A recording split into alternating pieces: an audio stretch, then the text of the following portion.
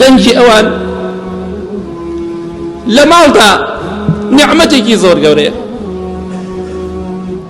ئەوانەی کە باوکو دایکیان نەماوە ئەوانە دەزانن ئەو دەنگە چەرێ بۆ هیوە.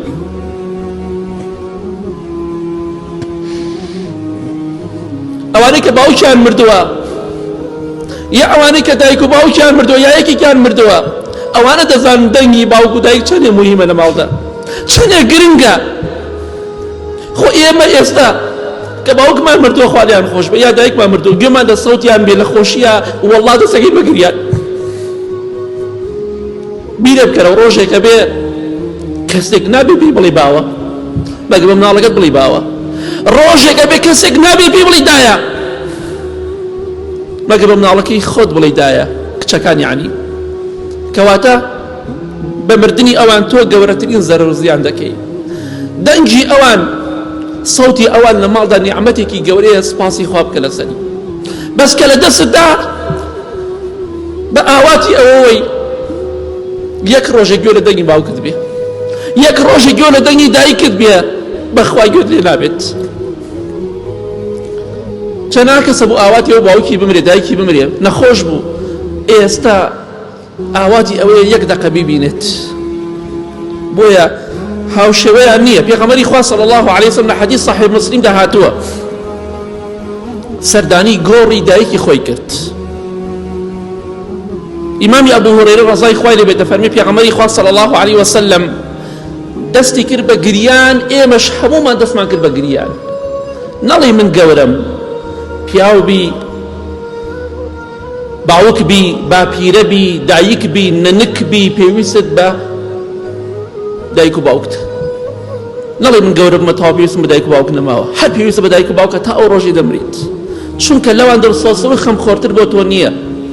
پێغەمبەری خوا صلی الله علیه وسلم نزدیکی دوای 50 ساڵ بەرەو ژوور بۆ 6 ساڵ کاتێ دەڕاتە سەر گۆڕەکەی دایکی دەسەکا بە گریان. کەواتە بێدایکی زۆر زۆر قورسە، بۆنی دایک زۆر خۆشە.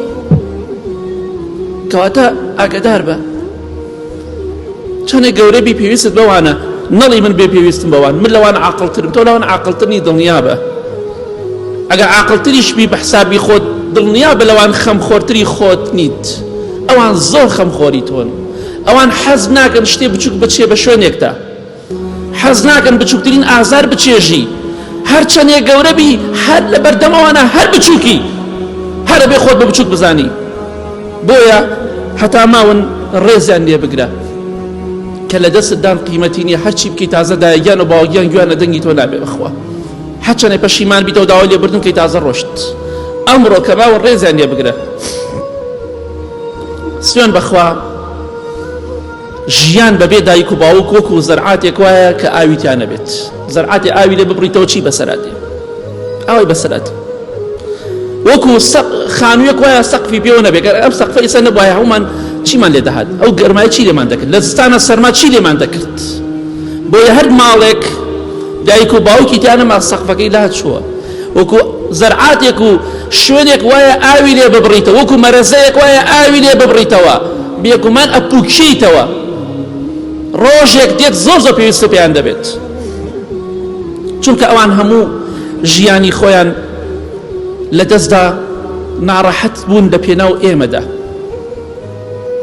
یەکێ لە هۆکارەکانی پیربوونی دایک و باوک خەم و خەفەتی مناڵە. ئەوانەی کە مناڵیان نییە یەک خەمیان هەیە زیاتر، کە مناڵم نییە، بەس ئەوانەی کە مناڵیان هەیە دەیەها خەمیان هەیە. خوای گەورە بە هەموو کەسێکی بەخشێکە نیشێتی، ئەوانەیشی کە هەیە نەخوا بۆیان چاک کات. کەواتە ئاگادار بە زۆر پێویستت بەوانە، چونکە ئەوان تا مردن بۆچی وەکو ئاوێکوان بۆ زەرعاتی، وەکو سەقفێکوان بۆ خانوویەک، چونکە هەتا مردن بەبێ مەسلحەت و بەرژەوەندی تۆیان خۆشەوێ. مەسلحەت و بەرژەوەندی نییە. خۆ تۆ ڕۆژێک بووی بەقەت مریشکێک بووی، ئەوان چی مەسلحەتێکیان بە تۆ بوو؟ ئەوان چی بەرژەوەندیەکیان لەگەڵ تۆ هەبوو؟ خۆ ڕۆژێک بوو ئێمە وەزنی مریشکێکمان نەبوو، ئێمە چەند ساڵ بەخێویان کردین، خزمەتیان کردین، دەی ئەوەندەی توانێ بۆمان بکە، هەر ئەوەندەی توانیوە. تۆ پیاو بۆ ئازا بۆ داوەنە بۆ مناڵەکانی خۆت بکە. بەڵام ئەوان بەبێ مەسلحەت و بەبێ بەرژەوەندی تۆیان خۆشەوێ. پێغەمبەری خوا صلی الله عليه وسلم لە حەدیثێکی صحیح مسلمدا دەفەرمێ رغم أنفه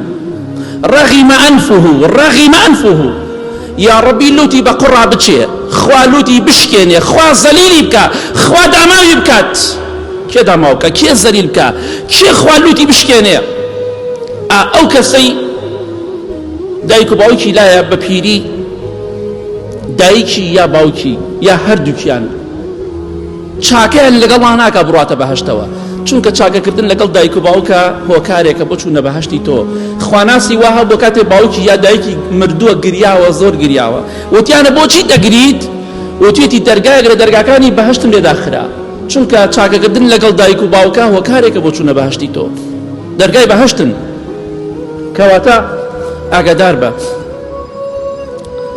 هەر کەسێک لەگەڵ دایک و باوکیە باش نەبێت پێغەمبەری خوا صلی الله عليه وسلم دەفەرمێ یا خوا لوتی بشکێ یا ربی خوا زەلیلی بکە خوا داماوی بکات کێ دوعات لێکە پێغەمبەری خوا صلی الله عليه وسلم بۆیە ئاگادار بە دڵی دایک و باوکت لەبەر خاتری تەماح و پارە و شتی تر نەشکێنی سەوت بەرز نەکەیتەوە بەسەریدا ئاگاداری خۆت بە لە خوا بترسە